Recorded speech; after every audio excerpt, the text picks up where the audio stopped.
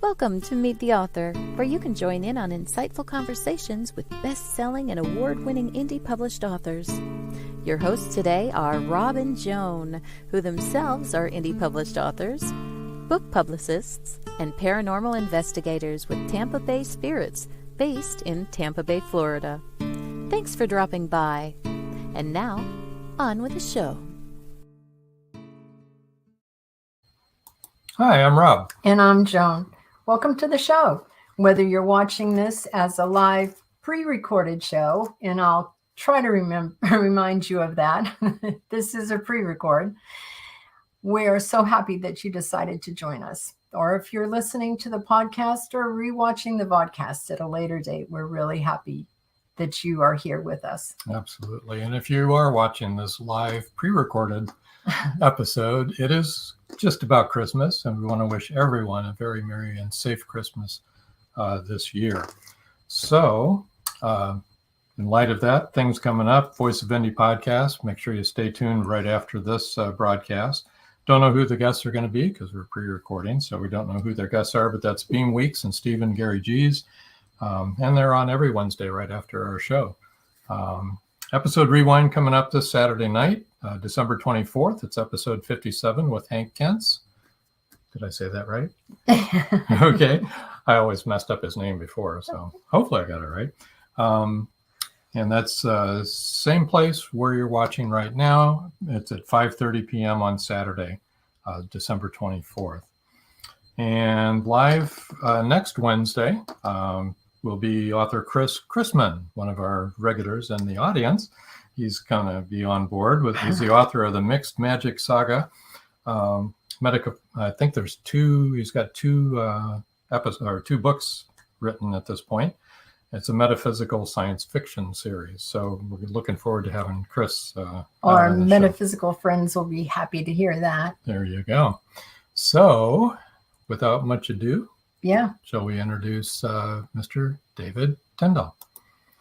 Hi, David. Welcome. Welcome, and hello from Northwest Wisconsin. There you go. I bet you're really super cold there now. Well, that depends on your definition of super cold. It's about 28, maybe close to 30 degrees here today. Okay, and this is still November. We're doing the pre-record. Got a little ways to go, and I know Duluth is, you're not too far from Duluth, and that's one of the coldest places in the country. So, yeah, we're about 90 miles south of Duluth Superior. We're about an hour north of Eau Claire. For a little perspective, it's about a 2-hour drive from here to the Twin Cities, where my wife and I fly out of. In fact, we're heading out to Arizona a week from this on the 18th. We're going to be competing in a Spartan race in Phoenix on the 20th. Really? Nice. So that's our next trip. Wow, that's great. Yeah, we read in your bio that you are quite a traveler there. You guys like to travel a lot. I do, and I was smart enough to marry a gal who owns a travel agency. That certainly helps. Well, there you go. That would be the ticket, wouldn't it, for you both? Mm-hmm. That's cool. So tell us a little bit about yourself, Dave. You already have told us a little bit, but tell us how you got started writing. Well, I'd like to say that I was born a writer, but nobody is ever born a writer or born pretty much anything. You kind of learn as you go. I had the benefit growing up in southwest Wisconsin in a small town on the Mississippi River. I had some excellent teachers, Mrs. Millman and then Mrs. Leonard, who were English teachers, and they introduced me to great writers. I recall that Mrs. Millman, the first book she put in my hands, you might say, was The Adventures of Sherlock Holmes, collection of short stories by Arthur Conan Doyle. And that really got me kind of going on there. And then Mrs. Leonard helped me kind of refine the writing part of it all. And then I had a really good geography teacher in high school, Mr. Peak, who really started turning me on to other cultures. And growing up in a small town in Wisconsin in the 70s, you know, other countries were like going to the moon. You'd only went overseas if you were in the service or if you were rich. There's, of course, a wide world out there. And my wife and I have been fortunate enough to visit a good part of it. We were in France for a week in October, sailing on the Seine. And I'm not sure what we have planned. Oh, we're taking our kids and our family to Alaska on a cruise next year. So we've been fortunate to be able to travel widely. And this has kind of inspired me to do stories where my characters are kind of all over the place. Excellent. Excellent. And so other people that maybe aren't married to a travel agent can live it out through your books, which I always did growing up. Yeah. Mm-hmm. Yeah. And she kind of inspired me to write. I had done some writing in high school and in college. I won some short story awards, and then the real life kind of intervened, and you know how that goes. Mm-hmm. And I actually got a degree in radio, TV broadcasting in college and started working in radio. And then about 15 years ago, my wife was reading a book one night in bed, and she kind of tossed it aside, and she had read some of my stuff that I had not published. And she said, you can write better than this junk. And I said, what was it about? Oh, well, I forget. It was, a fiction, a novel, maybe had vampires in it or something like that. And so I thought, well, okay. So I sat down, well, what am I going to write about? And The White Vixen, my first novel, was the result of that. And that kind of started things going. That was The White Vixen. Okay. Yes. Mm-hmm. All right. That was your first one. You want to tell us a little bit about that one? Just a little, no spoilers. Sure. The White Vixen takes place in the early 1980s. And, you have to pick a protagonist. Who is your protagonist going to be? I decided to go with a woman. That would present me with a challenge as to how to write about a woman. But fortunately, I married one. So I could run things by her and say, would she act this way? Would she say this in relation to a man, for example? And I'd either get, yeah, that would be okay, or no way. I also was in a writer's group with 5 or 6 other people who were all women, and they would guide me along like that. And so then I had to pick a conflict. I wanted to write in the thriller genre because that's the one I was most familiar with in terms of reading. And I also wanted to have her be a martial artist because I am. And I wanted her to travel a lot, which is what I do too. And so the result was that I have Joanne Geary, who is a Korean American. She is an expert martial artist and a linguist, and she's in U.S. Air Force Special Operations. And in early 1982, she is detached to British intelligence to go to Argentina on the eve of the Falkland Islands War to find out who's really behind it, because they have indications that there's something going on that is more than just the Argentines deciding to take this little group of islands that nobody really cares about. And so she is sent down there undercover to find out who's really behind it. The cover kind of might give it away just a hair. And she has to prevent that from really blowing up into something a lot more serious. So for the people that are just listening to the podcast, can you describe the cover for us? Yeah, the cover, I had to, I had no idea how to do a book cover. And you've seen all kinds of book covers, of course, and some of them are really good and some of them are really not good. And I contracted, in this case, with a South African firm to do the book cover. And what they did was ask me for a synopsis of the book, which I provided. And then they send me 4 or 5 different versions. And then you take a look and you mix and match the elements and come up with something like that. I now use a similar firm that's based in Croatia, cover artist, and it's kind of an interesting way to do business because, of course, Europe is several hours ahead of Wisconsin. And so when they finish their day, I'm almost ready to start mine. And so it kind of works out really well. So to tell people at home, you see a picture of his protagonist on the front, helicopter, a Nazi flag flying. If any of you are familiar with the Nazis in Argentina, you understand that. And some type of Looks like a destroyer, maybe? destroyer, a battleship flying under. It's a, and you'll see it's flying the English naval jack. Yeah.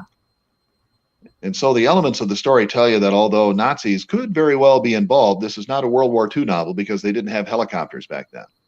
No, you said Right. it was in the 80s. So That's I right, was yes. saying you understand the connection with Nazis in Argentina post World War II. Right. Yes, So the second book in that series would be The Red Wolf. yes, Got the same protagonist. it is. And in All the fact, way through. it's a different model. The model that the company used in the first book was a lady I was not familiar with, but for the second book and the third one in the series also, the model is one of my Taekwondo students. Oh, wonderful. Her That's name very is nice. Jenna. Yes. And I asked her if she might be interested in modeling, and she said yes. And should I bring my gun? And I said, well, yeah, okay, but don't load it. And so I remember we shot the cover, the photos for the cover, just her version, her portion of it. And she had a really nice, tight black leather outfit on, and she had her handgun, and she had her 2 teenage daughters with her that day, I remember. And after we shot the photos and we were looking at them, and one of the daughters said, "Mom, you're a real badass." Jenna thought that was pretty nice. She's a nurse, actually. And in this one, it's set a few years after the events of the first novel, and this one is in the Iron Curtain. Joe is by now a member of a special operations group called Palace Group, and their first mission is to go behind the Iron Curtain into Eastern Europe, in Hungary in this case, and to stop a rogue Soviet assassin who is going to assassinate Mikhail Gorbachev, an event that could very well touch off or turn the Cold War hot overnight. What you see in the background there is the Danube and the city of Budapest, which Sue and I visited as the start of a Danube cruise. And it's a beautiful city. And it was the source of, or the place where the Russians actually invaded back in 1956 to put down a rebellion. And the Hungarians have not forgotten about that. And so I thought that would really be a good place to set the novel. All right. And then the third one in that series is the Bronze Leopard. And we have the same model holding. Yes, Jenna. Mm-hmm. I hope she That's wasn't actually bringing that rifle to the. That's not the one she brought to the. No, but that is hers. Oh, okay. Yes.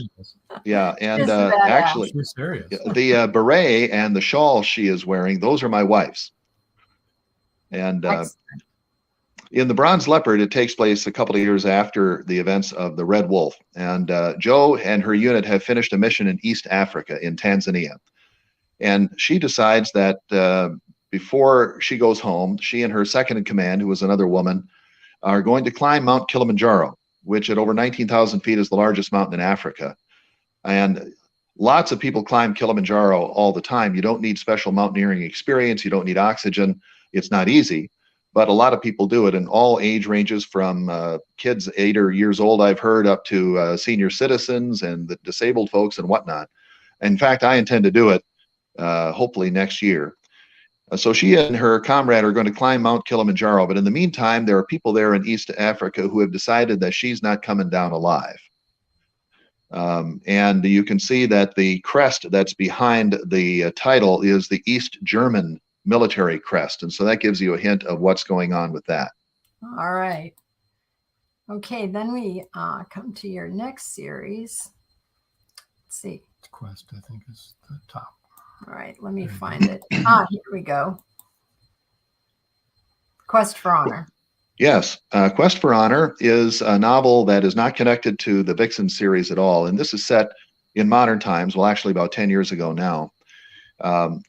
I had the idea when I was watching a news broadcast one time around 2010 or so that showed a Western journalist, a European, who was captured by the terrorists over in the Middle East, and they were going to execute him on the internet. And so I thought, well, that's a pretty tough spot, but okay, smart guy, what would you do in that situation? I've been training in martial arts for over 20 years, and you try to train for most reasonably possible scenarios. That wouldn't necessarily be one that you actually trained for, but there hopefully would be something you could do there. So what would you do? So I decided to write about that. And Quest for Honor is about two brothers from southern Wisconsin. They're both in their 40s. The older one is a civilian. His name is Jim Hayes. And Jim has lost his wife to an act of violence a few years earlier. And he had just started martial arts training at that time, and he was not able to prevent her murder. And so since then, he's really dove into the training to try to make himself ready in the event something else happens and somebody else needs his help. And his younger brother, Mark, is about ready to retire from the Army after a long career as an officer. And in the meantime, there's a third person involved. Somebody comes out of Jim's past. He is a terrorist chieftain who is based in Somalia. He's from Uganda. And years earlier, when he was a college student, he attended the same college in Wisconsin as Jim Hayes did. And now this guy is tired of endless jihad, and he's going to defect to the Americans and turn himself over to the CIA, but he doesn't trust any Americans except that one guy he met in college, and that's Jim Hayes. And he says to his CIA guy, if you bring Jim Hayes over here to Mogadishu, I will surrender myself. And so Jim Hayes now has a choice to make. He's going to either become involved or say, no, I don't want anything to do with this. But of course, he chooses to serve his country in that respect. He's never been in the military himself. He had a severe knee injury in high school, or college, I should say, which prevented him from joining the service. So he's always been a little jealous of his brother. Now, his brother, at the same time this is all happening, is stationed at a base in Afghanistan, so he's going to become involved in it too, as they try to work on intelligence that is gained by Jim in his quest. So would you like to read us an excerpt from Quest for Honor? Sure. Great. This takes place now in Somalia. Jim has made it over there, and the turnover, if you will, the surrender of the terrorist leader has not gone according to plan. I mean, what kind of a book would it be if everything went smoothly, right? And so Jim has now been captured, and along with, he's now at a camp that is run by actually some Iranians who have been there as advisors to the Al-Qaeda people. And this is what's going to happen. So chapter 34, actually. They came for him sometime mid-morning, the same two men who had brought him breakfast a few hours ago, some sort of broth with a few vegetables, hard, dark bread, and a bottle of water with an Arabic label. They were Middle Eastern in appearance, early 20s, dressed in nondescript shirts, fatigue pants, with one guy incongruously wearing a Boston Red Sox cap. Jim got to his feet, stood with his hands raised. The Red Sox fan came in first, leveling his AK-47 at Jim. Another armed man appeared behind the first in the doorway. The first guy said something to Jim, motioning with the gun to the door. Jim took some cautious steps toward the doorway, keeping his hands visible. He forced himself to smile, and the second guy's eyes narrowed. There was a hallway with two more doors on the right, the same side as Jim's cell, and three on the left. At the end was a larger door. When they opened it, the sun blazed in. He shaded his eyes with his left hand, making sure to keep the right held shoulder high, palm facing outward. They were facing what appeared to be a central square with low one-story buildings around the perimeter. Behind them was a wall about 10 feet high, looking like it had been built with the same material as the buildings, probably some kind of bricks made out of mud. There were men walking here and there, some standing and watching them. Every one of them had an AK. Some held casually, others loosely from the shoulder by a strap. They didn't look nearly as tough as the troops Jim had seen at Camp Lemonnier in Djibouti, but Jim knew it would be dangerous to make that assumption. Everyone in motion stopped when they got sight of the tall American, and they stared. Some looked curious, most hostile. There were a few dark-skinned Africans, but most were Middle Eastern, all with beards. Some looked to still be in their teens, while a few showed some gray. How to deal with those stares? Show no fear, Jim told himself. But that wasn't easy, because he was starting to feel the first tendrils of something dark and stark and cold reaching into him. It was worse than what he'd felt the night before in Mogadishu while being hustled at gunpoint through rubble-strewn buildings with artillery shells crashing nearby, then shoved roughly into the back of a truck, blindfolded and tied to his seat. He was led to a long building and pushed inside. It appeared to be some sort of conference room, maybe a chow hall, as it had some rickety-looking metal tables and chairs, now moved to the sides along the walls. At one end hung a black flag featuring a yellow circle in the middle and Arabic writing above it. Jim recognized it from news broadcasts, the banner of Al-Qaeda. The writing was the Shahada, referring to Allah as the only God and Muhammad as his prophet.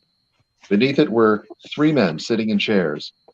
A dozen feet away were 3 empty chairs facing them. Jim was shoved roughly down into the chair at the right end. There were open windows on the long sides of the building, and between the sunlight coming in and the naked bulbs hanging from the ceiling, Jim got a good look at the 3 men. The one in the middle was clearly in charge, Middle Eastern with a thin black mustache. He wore olive drab military fatigues, bare of any insignia, his pants bloused above combat boots. The man to his left was dressed similarly, but the one on the other end looked like most of the men Jim had seen outside, who'd been wearing any number of clothing combinations, mostly fatigue pants, but shirts that ranged from long-sleeved tees to captain-style tops that reached down to the knees. 2 armed fighters took up the station at either end of the seated men, and Jim sensed the presence of more behind him. He was surprised his wrists were not bound, but that didn't make him feel much better. There was a slight commotion behind him, and he saw the seated man look past him. The middle one smiled and gestured to the 2 empty chairs. Jim turned his head just enough to get a glance backward. It was Joe. That's the terrorist that is Jim's old friend. Right. He had been roughed up. 2 men in fatigues, similar to the 2 in front, dumped him hard into the middle seat. "One more," the man in the middle said in English, and a few seconds later, Jim heard murmurs coming from behind. Denise Allenson, the CIA agent accompanying them, was shoved down into the empty chair. Her hair was askew. There was a bruise on her right jawline, and she was clutching the front of her shirt, holding it together with her left hand. Jim could see a few limp threads hanging from the upper buttonholes. The middle man in the middle smiled and said, "Well, what am I going to do with you now?" Jim couldn't place the accent, could have been from anywhere in the region. He wasn't experienced enough to know a Palestinian from an Egyptian or anyone else. Jim swallowed, fighting the fear, but he had to say something, had to show these bastards that they hadn't beaten him. With an effort, he said, "Who are you?" "Ah, you are..." The man pulled Jim's passport out of a thigh pocket of his pants. "James Hayes, American. Why are you in Somalia, Mr. Hayes?" "I had some vacation time coming and decided to see the sights." "Not a wise choice," the man said. "I am Major Haidar. The gentleman to my left is Captain Khorsandi, and to my right, Amir, who is now the commanding officer of this camp." "If he's the commander, how come you're doing the talking?" Something told Jim he shouldn't antagonize the man, but he figured they were way past that now. "Amir's English is not good, unfortunately. He has asked me to conduct these proceedings." Denise spoke in a strong and defiant voice that Jim was pleased to hear. "You have no right to keep us here. We are citizens of the United States, and you have no legal authority to detain us. I insist that you allow us to contact our embassy in Djibouti." "Miss Allenson, is it, yes?" Haidar asked, still smiling. "You and Mr. Hayes are Americans, yes, but you are also spies, and so will be tried on charges of espionage against the people of the Islamic Republic of Somalia. As for Mr. Shalita here, he will be tried on a charge of treason." Joe had his hands bound behind him, and his head was down, but he tried raising it now. Jim could see that it was a real effort. They must have worked him over pretty good, judging from the swelling on the side of his face. "Treason against whom?" he managed to say with an effort. "Harakat al-Shabaab al-Mujahideen," Haidar said. Jim remembered this from the briefing in Djibouti. Al-Shabaab, a terror group affiliated with Al-Qaeda, had control of much of southern and western Somalia. Jim didn't have much hope that a trial over here would be anything close to a trial back home. Their only chance was to drag this out long enough for some sort of rescue mission to reach them. He said, "Look, hey, Major Haidar, we don't know what's going on here, but maybe..." "Don't waste your breath, James," Joe said. "Haidar is..." The man behind Joe whacked him with the butt of his rifle. Joe groaned and slumped to his left, nearly falling off the chair. "My old friend Yusuf has become very cynical," Haidar said. "Apparently he has lost faith in our cause. There could be only one reason he was in Mogadishu talking to the American CIA. It is most unfortunate that I saw the boy Ayan coming into your quarters that one evening, Yusuf. At first I thought it was because, well, perhaps you are a Khabtith." Whatever that word meant, it caused some commotion to the men behind the prisoners. Haidar held up his hand for quiet. They go on, and finally, Jim says it's time to take some action. And he, after his being told the trial will be this evening, the major said, after evening prayers, Jim said, "Why bother?" Haidar looked at him, and Jim could sense Denise was as well, but he didn't want to break eye contact with the terrorist. He said, "What did you say, Mr. Hayes?" "You heard me. Why bother with a trial? Everybody here knows we're already convicted. Stop screwing around, Haidar, and let's get down to business." Haydar's eyes narrowed. "What do you mean, Mr. Hayes?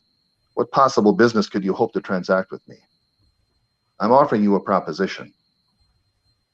There's a commotion in the back, and finally Haydar says, "What is your proposition, Mr. Hayes?"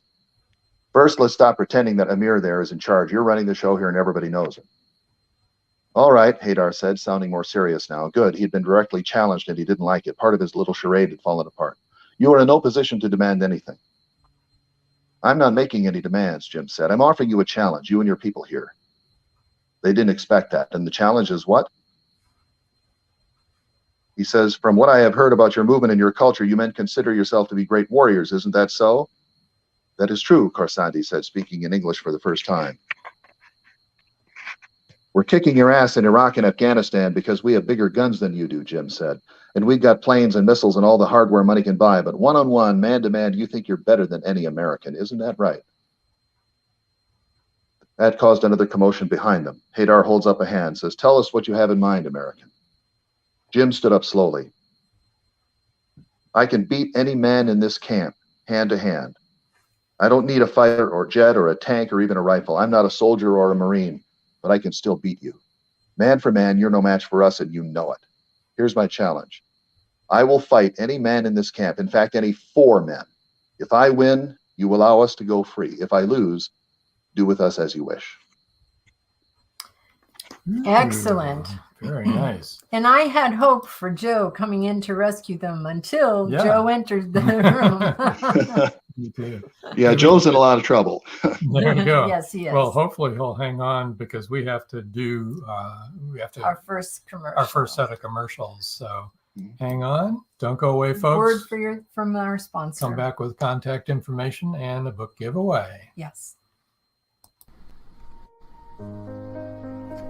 Welcome to Magnolia Bluff, Texas, a small town in the heart of the Texas Hill Country near Burnett Reservoir. A town where everyone's business is discussed at the local coffee shop. A town where neighbors look out for each other. A town not insulated from murder and mayhem. Which begs these questions.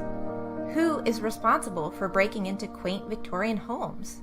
And how are poodles, ghosts, drug cartels, and a Ponzi scheme connected with a serial killer? Caroline McCluskey, the town's librarian, catalogs books using the Dewey Decimal System. When a black and white poodle puppy arrives unannounced, she calls him Dewey. Now, Caroline must catalog events to identify a serial killer in her town. Pick up your copy of the Dewey Decimal Dilemma, now available on Amazon. They thought the siren was dead. In the novel Siren Song by author George Dismukes, James Harmon shot her twice. Several people saw her dead body sinking slowly into the abyss. But now, in Siren Song 2, evidence suggests that she may still be alive. She killed that boatload of people. It was her! And she's just getting started! Angie, that's impossible. The cold chill up my spine tells me it's not impossible. We've got to start all over again. And this time, do it right. Siren Song 2. The story continues. Available on Amazon, Barnes & Noble, and many other bookseller websites. Get your copy today.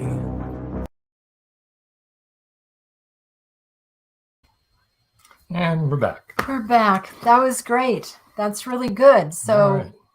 people, you need to buy the book to find out what happens to Jim and to Joe and So to you the want, CIA agent. want to give us a little little vignette on Quest for Vengeance? Yes, this is book 2 in that Quest series. It follows the brothers, Jim and Mark, and now it takes place a year later after the events of Quest for Honor, and they are newly married with their new brides, and they're on a honeymoon tour of Italy, which is the home country of Jim's new wife, and we meet her in the first book, by the way. And when they're on their honeymoon tour of Italy, someone from Mark's army past becomes aware that they're very close to him. This is a guy in Serbia who ran into Mark during the Balkan Wars in 1999. And he believes Mark and his unit of U.S. Army soldiers caused the death of his brother. And so he's decided now he's going to take his vengeance upon Jim by kidnapping Jim's new wife, taking her to his home on the Danube in Serbia and saying, come and get her. Great. She married into the wrong family. Sounds like it. Well, she never has her doubts, but it's touch and go there for a while. Otherwise, it wouldn't be a very good book. And it sounds like it's a really good book. Now, you're working now on volume 3, correct? Yes, it's going to be called Quest for Redemption, and it's going to take place about 3 or 4 years after the events of Quest for Vengeance. And it's going to focus primarily on Jim and his wife, Gina. I'm going to put Jim through the paces in terms of his marriage. He's going to run into some serious issues with regard to that. And as we all know, those of us who are married knows that it's a two-way street. A successful marriage is not successful just because of one person. It takes two. Similarly, a marriage can go down the tubes from one person, but primarily it's usually going to be both people participating in that too. Well, Jim's going to face a crisis in his marriage brought on primarily by himself. Decided to throw some real roadblocks at him. And the only way he can think of to try and patch things up is to take a trip together. And they're going to go to Peru, and they're going to hike the Salcantay Trail in the Andes. That's something Sue and I, my wife and I, did a few years back. You fly to Lima, the capital, and then to Cusco in the southern part of the city, the heart of the Inca Empire. Mm-hmm. And you hike about 50 miles over 5 days at about anywhere from 12,000 up to 15,000 feet of altitude. And you wind up in Machu Picchu, the ancient lost city. Yeah, it was quite a trip that we had. And I thought, this would be a good place to set a book. And especially one night toward the end of the trip, one of our guides, a Peruvian young man, told us that just a few years ago, he had been escorting an American couple on their honeymoon, and they were in camp one night, and in walked two guys carrying automatic rifles. And we're not Peruvian police or military. And he said things got pretty tense, especially when several other guys appeared up on the perimeter in the hills above them. And as he told us what had happened, unfortunately, it all worked out, but I thought, I got to use that. Something like that is going to take place that Jim and Gina, his wife, and they're on their second honeymoon, if you will, to try and revive their marriage. It's not going to go as easy as they might hope.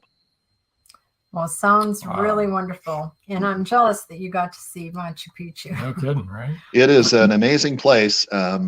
We got up there one morning. They try and get you there in the morning to see the sunrise over the mountains in the east.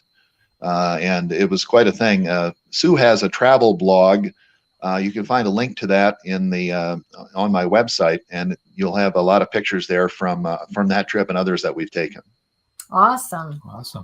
Okay, why don't we bring that up right now, all of your information. Okay. And I want to say again, this is a pre-record, so if you're wanting to ask David questions and make comments, it's a pre-record. Mm-hmm.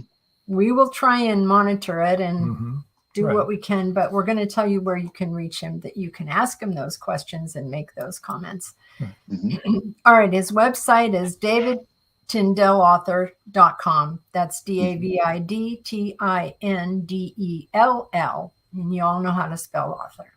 Mm-hmm. His Facebook, I hope. His Facebook is David Tindell Author, making it easy for me, folks. And Twitter is at David Tindell 1. So remember that one. And they can contact me direct through the website, through the contact form. Okay. Excellent. Now, his email is djtindellauthor@gmail.com. Okay. While we've got that up, why don't we go ahead and do the book giveaways? Good idea. Get your typing fingers ready. Yeah. Book giveaway, the first 3 people to email djtindellauthor@gmail.com will win an ebook copy of choice. We've got 2 more books to talk about here in just a minute. But you can find all of his books on his website. And yes, indeed. A reminder, if you're listening to this after the live presentation or watching it on YouTube after the hours or days or weeks afterwards, go ahead and send him an email and say, hey, am I too late for the book giveaway? Sometimes there's extra books. You never know. I might feel real generous. The holidays are Hey, coming, you know. there you go. It Yes, is a holiday, exactly. so Mhm. it could be your lucky day, right? Yes, I am wearing my Santa shirt. There you go. I'm not wearing anything except my Bigfoot hat. So, I hope you're well, wearing I'm wearing something. other things, but I mean, Goodness. Okay, Not onward. that kind of show. There you go. Okay. Here's another book. This is a standalone book, and it's called The Heights of Valor. Yes. I Theodore see Roosevelt is the my front. favorite president. Teddy And Roosevelt. yeah, I decided to write about him. Well, what can you write about TR that hasn't been written? Yeah. And so I decided to focus on the Spanish-American War period, the Rough Rider period. He was here in and Tampa during that period. really, yeah. Yeah, he was. The Rough Riders came through here. Yes, they did. And in fact, the story involves that. It's a parallel story. It's about written in the first person, unlike the other work that I have. The first person that you meet is a young man from southern Wisconsin who's going to quit the University of Wisconsin and join the Rough Riders. And he needs his father's blessing and his political connections to help get a berth in the regiment. And he agrees to keep a diary of his experiences and pass that along to future generations in the family so they'll know what it all means to make this kind of sacrifice. And so he does. And over 100 years later, the diary comes into the possession of his great-great-grandson, Jake Dawson, who also is a young man from Wisconsin, who also is contemplating quitting school and joining the Army, in this case to become a Green Beret, like his grandfather, Dennis, who was killed in Vietnam.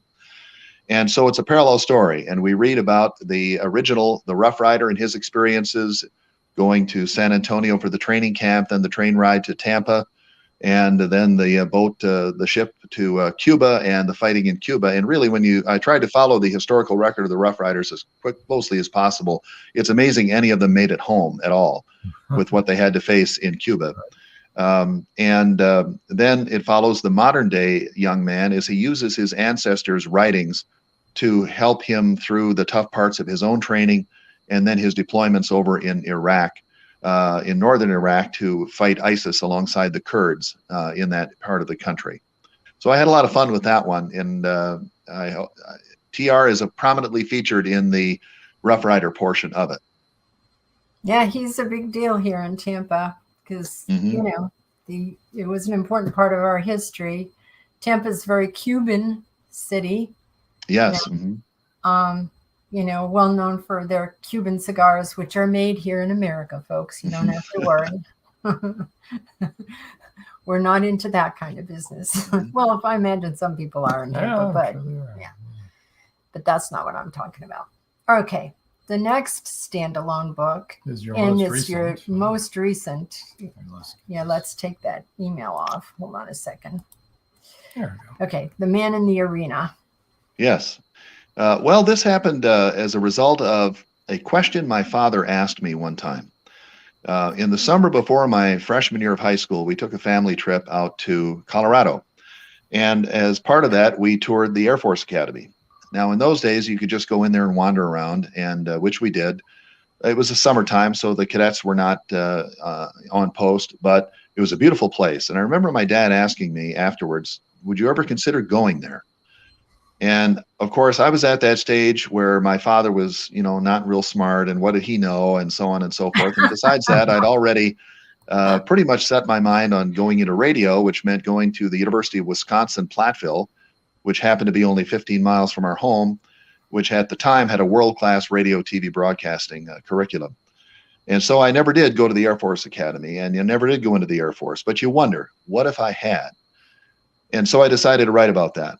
And the story is about Scott Armstrong, who grows up in a small town on the river in southwest Wisconsin, like I did, only his is in the county north of my county, Grant County. He's in Crawford County. But I use real places. The names of the people involved have all been changed to protect the innocent, but the place names are real. And I was familiar with it from my youth, but I also made a road trip or two down there in recent months while I was writing the book to scout the terrain and make sure I had the feel of the whole place right. So Scott is a guy who is a high school football hero, but he promises his grandfather that he will go to the Air Force Academy. His granddad was a bomber crew member in World War II. And so he does, and he gets involved not as a pilot in the Air Force, but in working in intelligence and then in special tactics.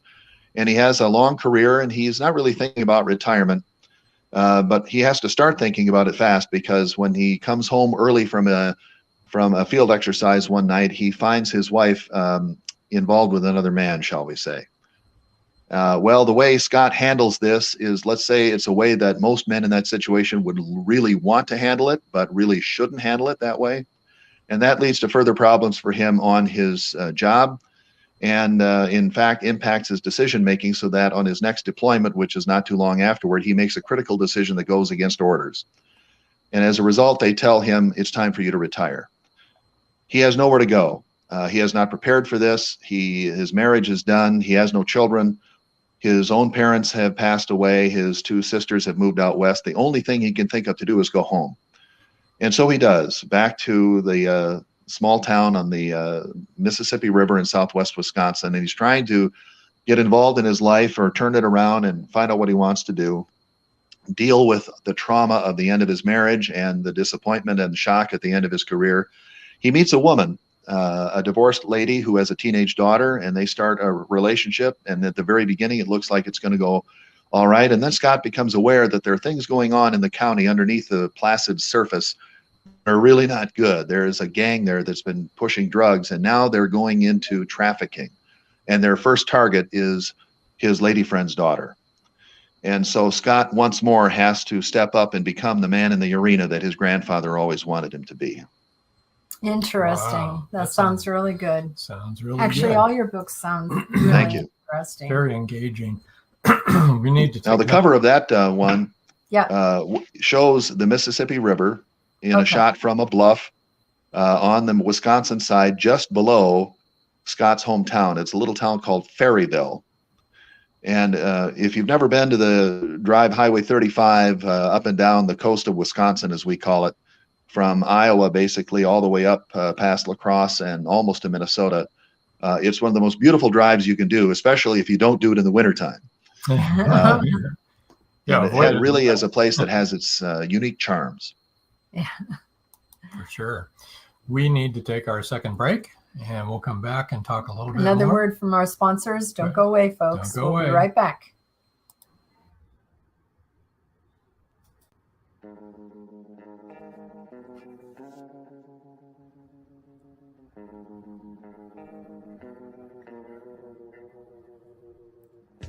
So, you wrote a book.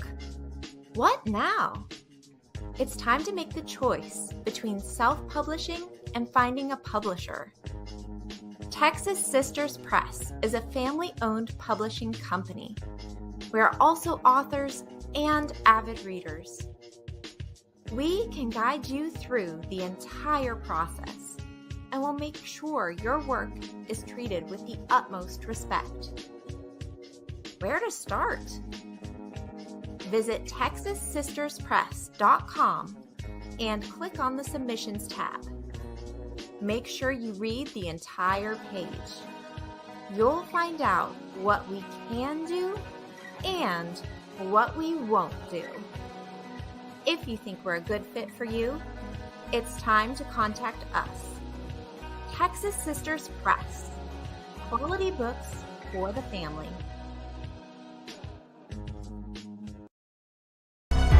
Madison Jackson loved being a cop. A young girl is raped and murdered near Burnett Reservoir. Madison vows to get justice for the child. Madison travels to the heart of Mexican cartel country. She is kidnapped, tortured. Will Madison ever make it home?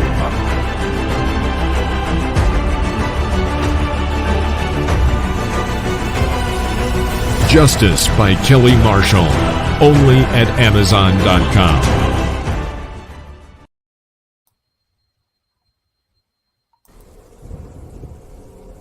Many secrets are hidden within the darkness of the jungle. Behold, this one about a man, a woman, a black jaguar, and an ancient Maya legend. Two Faces of the Jaguar is a novel by George Dismukes that will take you deep into the jungle and capture your imagination until the last word.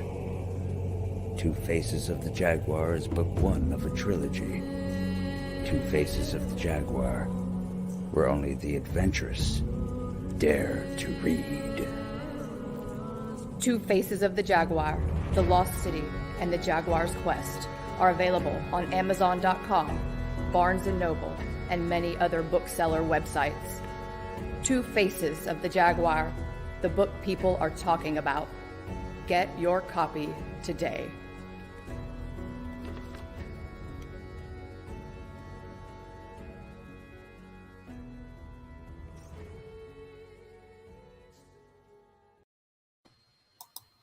And we're back again. Welcome back. Welcome back, everyone. Well, Okay. thanks for giving us a great synopsis of all of your books. And again, we're having the third in your Quest series, and it's called Quest for Redemption. Mhm. And do you know when that'll be out? Well, I'm in the early stages of it now, my target is to have it out probably by around Labor Day of next year. That's when The Man in the Arena came out, and we had a really good response to that. It seemed to be good timing. And so that's what my target is. I have to set myself a deadline because you know how that goes. If you just make it somewhere out there, well, you can always push somewhere out there, further somewhere out there. So I've set that as a deadline. I think we should be in pretty good shape. Good. Yeah. So people should be looking forward to that. Yeah. Now you kind of touched on it earlier about having some being involved in the martial arts. Can you kind of expand on that a little bit? Well, yes. You know, you watch the movies and you watch TV and you see martial artists, and whether they're famous guys like Bruce Lee or Jean-Claude Van Damme, you think, you know, boy, that'd be so cool to do. Well, I'm like most adults. I tried it and it didn't work out because you get into martial arts training and you discover real quickly that you're not going to be Bruce Lee in 6 weeks. Probably So not. that didn't work out a couple of times. And then our son, Jim, we got him involved in Taekwondo training when he was 7, and he really took to it, and it really did well for him.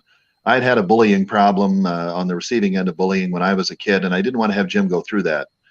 And sure, it helped him a great deal in that respect. So I finally decided after Jim was about 12 or 13, I said, well, I'm going to do it. And by then I was in my early 40s. And I remember Sue telling me, are you sure about this? Because it's one thing you discover that it's not easy. But I did. And it took me about 4.5 years to get my black belt in Taekwondo. And then I was a teacher for a few years. And then a gentleman who runs a karate dojo nearby, a friend of mine, started a weapons curriculum. And by weapons, I mean the Okinawan weapons like the nunchaku, not nunchucks. We're not supposed to call them that. Nunchaku, the bow, which is the long staff, and so forth. And he said, would you be interested? I said, yes, I'd done a little bit of that work. And Sue said, my wife, who had no previous experience, she said, yeah, I'd like to try that too. So we started training in that together. And another 4.5 years went by of training 2 or 3 nights a week until we were finally ready to test for our black belt, which we did, and we were successful. So I hold Shodan rank, as we call it, in 2 separate disciplines. Right now, I'm still training at our dojo in nearby Barron with my friend Tony Brown, and we're studying the Filipino stick art of arnis, as well as other weapons work and empty hand karate, as we call it. Our 2 youngest studied karate, and their sensei was an indigenous person from Southern California, and we were living in Southern California at the time. And the head of his branch of karate was a very famous sensei from Japan, and he did movies like Black Rain and all that kind of stuff. Oh yeah. Yeah. And so anyway, their sensei looked Japanese, but of course he was not Japanese. I forget what tribe he was affiliated with, but he was very tall and he had long hair, And when his sensei came to visit and meet him for the first time to see who was the head of his dojo here, right? His sensei assumed that he was Japanese. And so talked to him the whole time in Japanese, and he had no idea what he was saying. So he just kept saying, "Hi, hi." Yes. That's all he said. And he would tell that story all the time. And he'd always say to the kids, "What's the first thing you do?" And he taught them all, you run, you try to get away before you have to have a conflict. Yeah, absolutely. We teach the first rule of self-defense is don't be there. Yep. Don't put yourself in a situation where there might be hazard or danger or things like that. Right. Unfortunately, sometimes that can't be avoided. And so then you have to be prepared to defend yourself or defend the innocent people who might be nearby and need your help. And so that's when we have to take it to the next level. As a martial artist, occasionally people who don't train will ask you, have you ever had to use it? Have you ever really had to do it? And the answer in almost all cases is going to be no. And that's true, because one of the things we learn is conflict avoidance, using what we call verbal judo to de-escalate a situation before it gets out of hand. There have been one or two occasions where it looked like things might start happening, that I might have to take it to the next level. And it's amazing then how your training just kicks in. And so you know that, well, if he swings at me with his right, I'll block it here, and then I'll destroy his knee and I'll bring him down, and that'll pretty much end the issue. And fortunately, it never got to that point. But you find yourself looking at things a little bit differently when you're always practicing situational awareness. You go into a store or a building, where are the exits? Does anybody there look out of place? And things of that nature. I remember I was in a convenience store one time when I was teaching Taekwondo, and the adult parent of one of my kid students came up and said, "Hey," he said, "I've always been meaning to ask you." "Yeah," I said, "You ever go in a store like this and think that you could take out everybody here?" And I said, "Well, no, I've never really given it any thought." "Why would you want to?" Would rather not, right? It might be true, probably not, but it could happen. But you don't go into it seeing, I see that person as a threat, I'm going to take him out or anything. Now, if a person is acting suspiciously, if a person is acting in a violent manner or threatening manner toward yourself or to somebody else with you, that's a different story. I'm fortunate in that Sue also has a black belt, so when we travel, I don't have to worry about her. Some guy, does the wrong thing with her, he's done. That's all there is to it. And so it works out nicely. In fact, we watch movies a little differently than most couples. An action movie, we'd prefer those things. If there's a fight scene in there, hand-to-hand fighting, and frequently we have recorded the movie, after the show is done, we'll go back over that fight scene and break it down frame by frame, you might say. He did this right, he did that right. Oh, no, that's not right. That type of thing. It's a little bit odd. And we like to watch MMA fighting. One time we were watching a fight, and the guy won it by submitting his opponent with a rear naked choke. And I said to Sue, "Do you know how to do that?" No, nobody ever taught me. I said, "Well, come on, I'll show you how to do it." And you have to do it very carefully, of course. And I said, I applied it to her and applied just a hair of pressure, enough to let her know that this is how it works. I said, "No, you try it to me." And so she got her arms right. Now, a rear naked choke is very effective, and you can knock somebody out like that if it's applied that way. And so I said, "Okay, now squeeze." And pretty soon, without any time at all, I said, "Okay." And I tapped out real fast. And so she let up. And she told me a few days later that this was over the Labor Day weekend a couple of years ago, and one of her colleagues in the business and travel business asked her, "Well, what did you and Dave do over the Labor Day weekend?" "Well, we watched the fights, and Dave taught me the rear naked choke, and I almost choked him out." It's not your typical what a couple does on a holiday weekend type of thing. Yeah, there you go. There you go. Well, I know you have time constraints, and we want to thank you for joining us today. Fascinating stories, don't you think? Books sound great. Yeah, everybody should, hop into your website there and take a look, especially at your pictures from your travel. I think. We have quite a few on there. We've been blessed, as we said, to travel pretty much all over. We were in China, very fascinating place a few years back, and we went to Tibet rather than do the usual stuff where you go to Beijing and go to the Great Wall and things like that. We went way out there. We've cruised the rivers of Europe, which is a great way to go. We've been through, and when we travel, we try and imagine that, to try to do some adventure type of travel.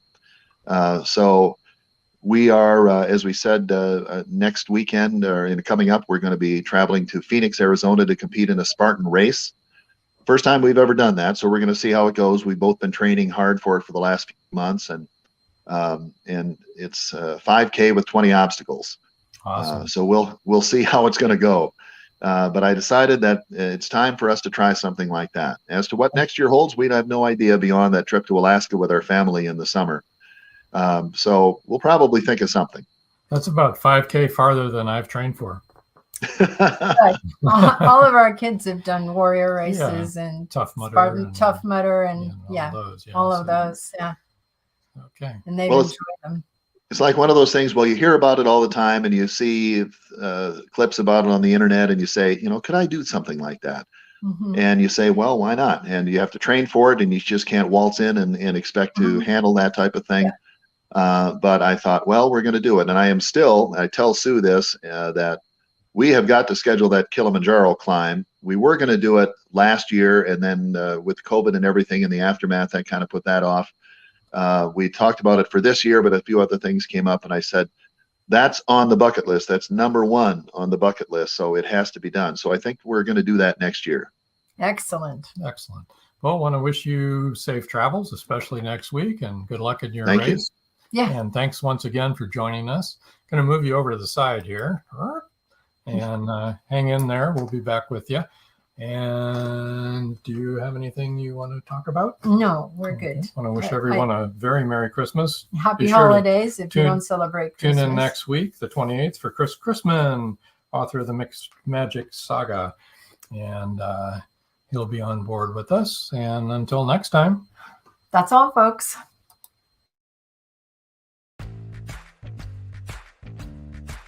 Live every Wednesday, your Voice of Indie hosts Beam Weeks and Stephen Gees welcome authors, musicians, publishing industry pros, artists, and assorted creative guests for an exciting interactive hour.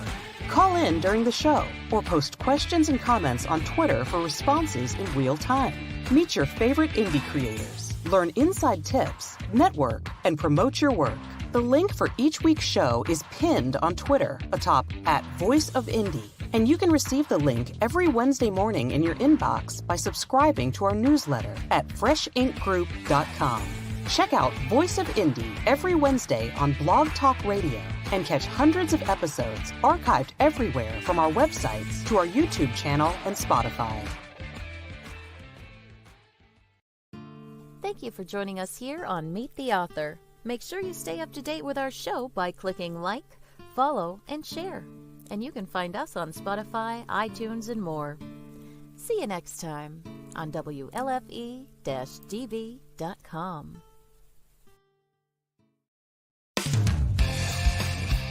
You've been listening to WLFE-DB.com, where our shows are your shows.